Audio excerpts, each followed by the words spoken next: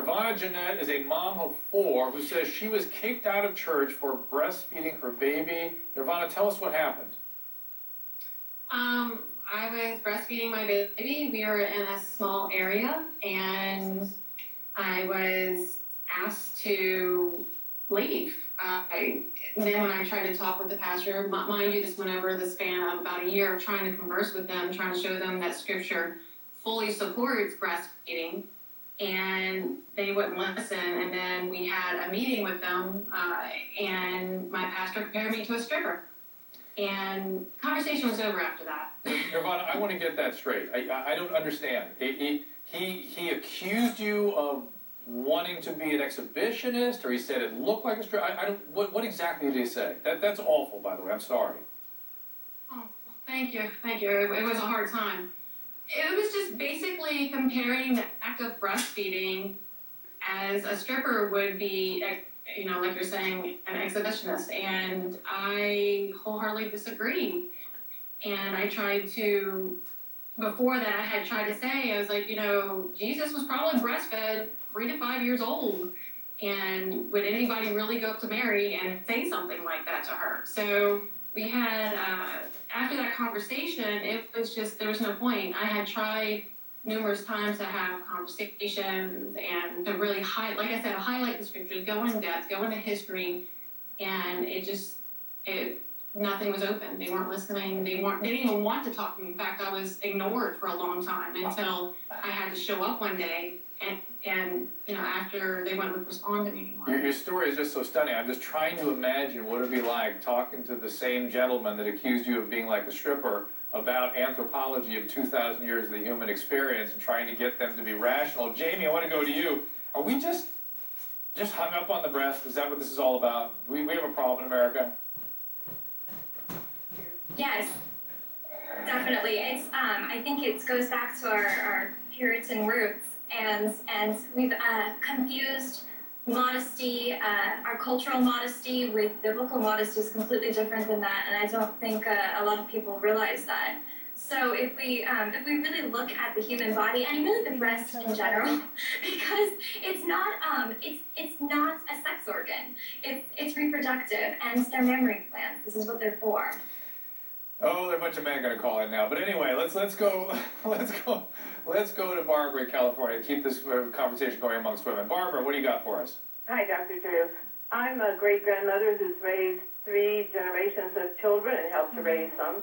And I believe breastfeeding is beautiful. I think that everyone should breastfeed their children when they can. But an infant is needing breastfeeding, not a preschooler. Not a child of 3 or 4 or 5 years old. That's ridiculous. When you think about it, the children around them are going to tease them. They're going to be ridiculed. But they're supposed to be learning growing skills. They're supposed to learn how to use a cup and a spoon and a fork. They're not supposed to be at their mother's breast at school age.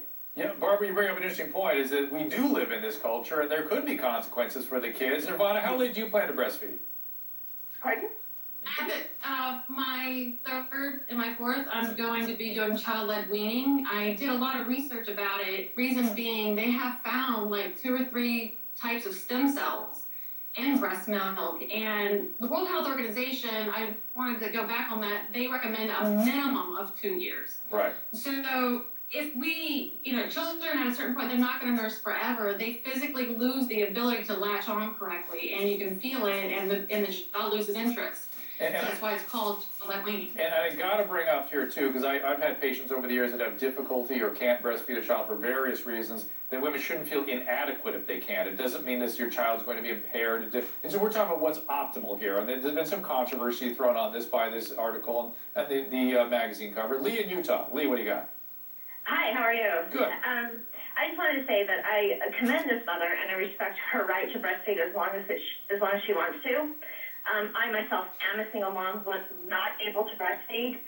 And I have to say that I take offense to the idea that I'm not mom enough because I have a thriving, healthy, intellectual daughter. Listen, it's funny you would call it. I didn't know that was the content of your call, but I just made this comment that moms who have trouble, and your reason for not breastfeeding has got to be something probably the most common today, which is you're trying to make a living. right? That's part of it. Part of it was medical, Yeah. but also it's almost like when there's like the breastfeeding Nazis out there when you're having a child. Well, and Jay, I'm going to go to Jeannie about that, because Jeannie, I once just made a comment that it's difficult to breastfeed for some women, and La Leche attacked me for about 24 months. And listen, I'm a huge fan of breastfeeding. Minimum of 2 years. I agree with all you guys. But what about the people that get overzealous about this? I think that people can get overzealous on either end. And that's not really the issue. First off, it's important to realize Time put that tagline there. That's not Jamie's perspective. That's not most of our perspectives. There's lots of choices that we can make. And the key is to become informed and make the choice that works for you as a mother. What does your intuition tell you? What is best for you? With your husband, with your children, what works best for your family? So by bringing this out to the public, it's giving people an option. Wow, anthropologists are saying you can go 4, 5, 6 years. Until your molars come in, other mammals will still breastfeed, and that's 4 or 5. And that's perhaps the best for the child. But again, moms, it's about us and what works for our families. What are our conscious choices? But that's the point. Make conscious choices. Let's have the information so that we're able to make those choices for ourselves. Jeannie? It's not blame and guilt. No, Yeah. Jeannie, to that end, I want to keep this conversation going. I actually think you guys are doing I hope you guys all three feel good about this conversation. I feel like you're elevating it. Good, a lot of shaking of the head, yes. Because this is elevating a little bit. It's easy to get salacious about this topic, but it is an important topic and one we want to continue. But I mostly want to hear, the callers have been great on this. Please stay with us on that. But quick sort of turn here for a second. I've got to do the HLN's 2012 election coverage, Our Country Votes.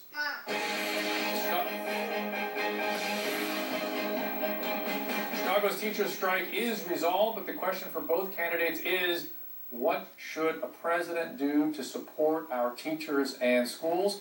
Got some Facebook responses. Shoujo on Facebook writes, the strike is over, but the 80% of 8th graders that can't read at an 8th grade level remain disappointed. I think there's a lot packed into that little comment. I think our presidents have been leading on this issue, but I think, Shoujo, you're saying more. Fair enough. Our Country Votes 2012 is brought to you by Cadillac, the new standard of the world. Go to cnn.com/election for trending political stories and the latest news on the campaigns.